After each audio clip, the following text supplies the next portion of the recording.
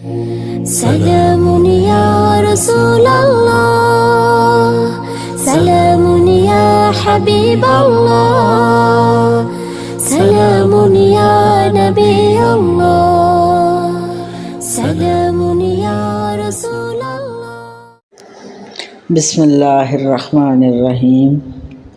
ان الذین جاءوا بالافک عصبۃ منکم لا تحسبوه شرا لکم بل هو خیر لکم لکل امرئ منہم ما اکتسب من الاثم والذی تولی کبرہ منہم لہ عذاب عظیم۔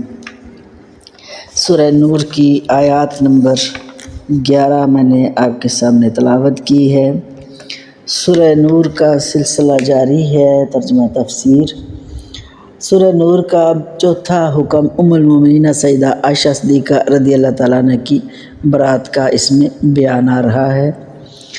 اللہ تعالیٰ نے قرآن کریم میں ارشاد فرمایا، ان الذین جاؤ بالافک، بے شک جو لوگ لائے بالافک تہمت یا بہتان، افکی عصبۃ منکم، وہ ایک گروہ یا ایک جماعت ہے تم میں سے، لا تحسبوہ، نہ گمان کریں اس کو، شر لکم، اپنے لیے برا، بل ہوا، بلکہ وہ خیر لکم، بہتر ہے آپ کے لیے، لکل امرئ منہم ما اکتسب، ہر شخص کے لیے اس گروہ میں سے جو کمایا ہے اس نے، من الاثم، گناہ سے، وہ ہے اس کے لیے، والذی، اور جس شخص نے، تولی کبرہ منہم، سب سے بڑا کام کیا یعنی بڑا حصہ لیا ان میں سے، لہو، اس کے لیے، عذاب عظیم، بڑا عذاب ہے۔ کہ اللہ تعالیٰ نے فرمایا، اے محبوب مکرم صلی اللہ علیہ وآلہ وسلم، کہ جو لوگ تہمت لگائی ہے انہوں نے یا بڑا بہتان باندھا ہے، تو آپ اس چیز کو اپنے لیے برا نہ خیال کریں، بلکہ بہتر ہے آپ کے لیے کہ ہر شخص ان میں سے جس نے جتنا گناہ کما لیا وہ اس کا اسی کی سزا پائے گا، اور وہ شخص جس نے جو بڑا ہے ان میں سے، جس نے یعنی سب سے بڑا حصہ لیا یا اس بات کو بنیاد بنا کے پہلے اس نے بنیادی کام کیا، اور اس کے لیے بڑا عذاب ہے، یعنی اس بہتان کا۔ حضرت ام عائشہ صدیقہ رضی اللہ تعالی عنہا کے حوالے سے اس میں یہ سارا ذکر آ رہا ہے۔ یہ آیات آقا کریم صلی اللہ علیہ وسلم پر حضرت ام عائشہ صدیقہ رضی اللہ تعالیٰ عنہ کے حوالے سے نازل فرمائیں۔ تو اس صورت میں ام المومنین سیدہ عائشہ صدیقہ رضی اللہ تعالیٰ عنہ کی پاک دامنی کی گواہی خالق کائنات نے خود دی، اور کیوں نہ دیتا کہ آپ محبوب خدا صلی اللہ علیہ وآلہ وسلم کی زوجہ مطہرہ ہیں۔ آپ کا رتبہ بوجہ ام المومنین عائشہ صدیقہ رضی اللہ تعالیٰ عنہ ہونے کے تمام محسنات مومنات سے بہت بلند اور بہت بڑا ہے۔ آذر قرآن عام محسنات مومنات پر اگر کوئی تہمت لگانے والا ہے تو وہ بھی فاسق اور فاجر ہے اور مردود اور شہادت ہے، یہ آپ پیچھے پڑھ چکے ہیں۔ مگر ام المومنین عائشہ صدیقہ رضی اللہ تعالی عنہا اور دیگر ازواج مطہرات رضی اللہ تعالیٰ عنہم اجمعین پر جو تہمت لگائی جائے یا ان پر اگر کوئی تہمت لگانے والا ہے تو صرف وہ فاسق فاجر نہیں بلکہ وہ کافر اور منافق ہے، وہ کافر اور منافق ہے۔ تو یہاں پر جو ذکر آ رہا ہے سورۃ نور میں حضرت عائشہ صدیقہ رضی اللہ تعالیٰ عنہ کی پاک دامنی کا ذکر آ رہا ہے کہ خود رب نے آپ کی پاک دامنی کی گواہی دی۔ تو یہاں سے اب یہ جو واقعہ شروع ہو رہا ہے کہ اس سازش کا ذکر فرمایا جا رہا ہے، یہ آیات نازل کر دیں، اللہ تعالیٰ نے بتا دیا کہ جو دشمنان اسلام نے اسلام کی بڑھتی ہوئی طاقت اور ہادی برحق کی روز بروز بڑھتی ہوئی عزت شان شوکت کو دیکھ کر، جس میں حضور نبی کریم صلی اللہ علیہ وسلم کی ذاتی عزت پر انہوں نے حملہ کر دیا، کیونکہ اب منافقوں سے برداشت نہیں ہو رہا تھا، کافروں سے منافقوں سے برداشت نہیں ہو رہا تھا کہ اسلام کی شمع تو دن بدن تیز سے تیز تر روشن ہوتی جا رہی ہے۔ تو اس طرح انہوں نے کمینگی کی، منافقوں نے حد کر دی، حد کر کے تو آپ کی ذاتی زندگی، فیملی زندگی، عائلی زندگی پر کی عزت پر حملہ کر دیا۔ حضرت عائشہ صدیقہ رضی اللہ تعالیٰ عنہ خود روایت کرتی ہیں کہ حضور نبی اکرم صلی اللہ علیہ وآلہ وسلم کا یہ معمول تھا کہ جب سفر پر تشریف لے جاتے تو اپنی ازواج کے درمیان قرعہ اندازی فرماتے، جس کے نام کا قرعہ نکلتا اس کو اپنے ہم رکابی کا شرف عطا فرماتے۔ تو جب حضور نبی پاک صلی اللہ علیہ وآلہ وسلم بنی مستلق پر یعنی جانے لگے غزوہ کے لیے، تو غزوہ بنی مستلق پر روانہ ہوئے تو حسب معمول انہوں نے قرعہ ڈالا، تو میرا نام نکلا، یعنی ساتھ جانے کے لیے کہ ازواج مطہرات میں سے کس کو لیا جائے ساتھ۔ تو اس وقت حضرت عائشہ صدیقہ فرماتی ہیں میرا نام نکلا، تو حضور نبی کریم صلی اللہ علیہ وسلم کے ساتھ میں بھی چلی گئی۔ اس وقت پردہ کے احکام نازل ہو چکے تھے اور میں ہودج میں بیٹھی تھی، یعنی اونٹوں پر سفر ہوتا تھا، اونٹ پر جو وہ ڈولی سی بنی ہوتی ہے جن میں عورتوں کو بٹھایا جاتا تھا، تو پردہ بھی ہوتا تھا، اس طرح اس کو ہودج بھی بولتے ہیں، ہم آسانی کے لیے وہ ڈولی سی کہہ سکتے ہیں، وہ ڈولی بنی ہوتی ہے، اور بھی کوئی نام ہوگا اس کا۔ اور جب لشکر روانہ ہوتا تو میرا ہودج اٹھا کر جو ہے اونٹ پر رکھ دیا جاتا اور جہاں قیام کیا جاتا وہیں ہودج اتار دیا جاتا، یعنی اونٹنی پر مجھے سوار کیا جاتا، پھر اس پردے کے اندر وہ جو ڈولی بنی ہوتی اس ڈولی کو اتار کر رکھ دیا جاتا، پھر جب قافلہ آگے چلتا تو اس ساتھ لے کر چل پڑتے۔ تو جب جہاد سے فارغ ہوئی تو کہتی ہیں کہ حضور پاک صلی اللہ علیہ وسلم نے واپسی کا ارادہ فرمایا اور ہم مدینہ طیبہ کے قریب پہنچے اور رات جو ہے وہ بسر کی۔ رات کے پچھلے حصے میں کوچ کی تیاری جو ہے وہ قافلے نے شروع کی۔ تو حضرت عائشہ صدیقہ رضی اللہ عنہا فرماتی ہیں کہ میں قضائے حاجت کے لیے باہر گئی، جب واپس آئی تو میرے گلے کا ہار ٹوٹ کر کہیں گر پڑا، تو میں اس کی تلاش میں پھر لوٹ گئی۔ حضرت عائشہ صدیقہ رضی اللہ تعالی عنہا فرماتی ہیں کہ گلے کا ہار ٹوٹ کر کہیں گر پڑا، میں اس کی تلاش میں پھر لوٹ گئی۔ ہار تو مجھے مل گیا، لیکن جب واپس آئی تو لشکر جو ہے وہ وہاں سے کوچ کر چکا تھا۔ جو لوگ میرے ہودج کو رکھنے اور پھر اتارنے پر مامور تھے انہوں نے حسب عادت میرا ہودج یعنی میری ڈولی اٹھائی اور اونٹ پر کس دیا، اس کجاوے کو، کجاووں کے اوپر رکھی ہوتی ہے تو وہ کس دیا انہوں نے۔ تو یہ معلوم نہ ہو سکا کہ میں ہودج میں نہیں ہوں، کیونکہ اس زمانے میں عورتیں جو ہے وہ ہلکی پھلکی بھی تھی اور میں کیونکہ کم عمر بھی تھی اور اس وجہ سے اتنی بھر جسم بھی نہیں تھا، تو انہوں نے مطلب کتنا نہیں پتہ چلا، مردوں نے اٹھائی اور وہ ڈولی اور رکھ دی، اور وہی اٹھاتے اور رکھتے تھے، ان کی ڈیوٹی لگی ہوئی تھی، ان کو اندازہ ہی نہیں ہو سکا کہ اس میں ہے بھی حضرت اماں عائشہ صدیقہ رضی اللہ تعالیٰ یا نہیں، تو اس لیے اٹھا کے انہوں نے رکھ لی۔ تو میرے نہ ہونے کا ان کو احساس بھی نہ ہوا۔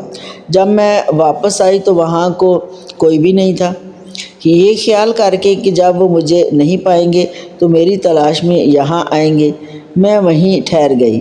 صفوان بن معطل کی یہ ڈیوٹی تھی کہ وہ لشکر کے پیچھے پیچھے رہتے، جب لشکر کوچ کرتا تو وہاں پہنچتے، اگر کسی کی کوئی چیز گری پڑی ہے تو ملتی تو اس کو اٹھا کر اس کے مالک تک پہنچا دیتے۔ تو میں چادر لپیٹ کر لیٹ گئی، اتنے میں صفوان آ پہنچے، ابھی صبح کا اندھیرا تھا۔ انہوں نے کسی کو دور سے سویا ہوا دیکھا تو قریب آئے، کیونکہ پردے کے احکام ابھی نازل نہیں ہوئے تھے تو انہوں نے مجھے دیکھا ہوا تھا، انہوں نے مجھے پہچان لیا اور بلند آواز سے کہا انا للہ و انا الیہ راجعون پڑھا۔ ان کی آواز سے میری آنکھ کھل گئی اور میں نے اپنا چہرہ ڈھانپ لیا۔ انہوں نے اپنا اونٹ میرے قریب لا کر بٹھایا اور مجھے سوار کر کے چل دیے۔ ہم دوپہر کے وقت لشکر سے آ ملے۔ عبداللہ بن ابی رئیس المنافقین جو منافقوں کا سردار ہے، اس نے جب یہ دیکھا تو ایک طوفان برپا کر دیا۔ سب سے پہل اس نے کی اور اسی نے بتان لگایا۔ جب مدینہ میں پہنچی، حضرت اماں صدیقہ فرماتی ہے کہ جب میں مدینہ میں پہنچی تو میں بیمار ہو گئی اور 1 ماہ تک بیمار پڑی رہی۔ لوگوں میں اس بات کا خوب چرچا ہوتا رہا، لیکن مجھے قطعاً کوئی اس کا علم نہیں تھا۔ البتہ ایک بات مجھے کھٹک رہی تھی کہ میری علالت کے وقت، یعنی میری بیماری کے وقت جو لطف و عنایت حضور نبی پاک صلی اللہ علیہ وسلم مجھ پر فرمایا کرتے تھے وہ کم تھی، وہ اس طرح سے نہیں تھی۔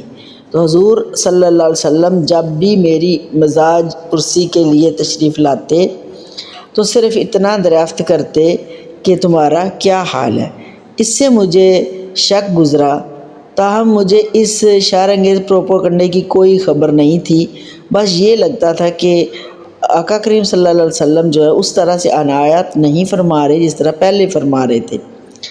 تو بیماری کے بعد میں بہت کمزوری محسوس کرنے لگی، نکاحت ہو گئی۔ تو ایک رات میں مستخ کے ساتھ قضائے حاجت کے لیے مدینہ سے باہر گئی، کیونکہ اس وقت تک گھروں میں کوئی بیت الخلاء بنانے کا رواج تو نہ تھا، اور ہم عرب کے دستور کے مطابق جنگل میں ہی جایا کرتی تھی۔ مستح حضرت ابوبکر رضی اللہ تعالیٰ عنہ کی خالہ زاہد بہن تھی۔ ہم دونوں جب فارغ ہو کر واپس آ رہی تھی تو مستح کا پاؤں چادر میں الجھا اور وہ گر پڑی۔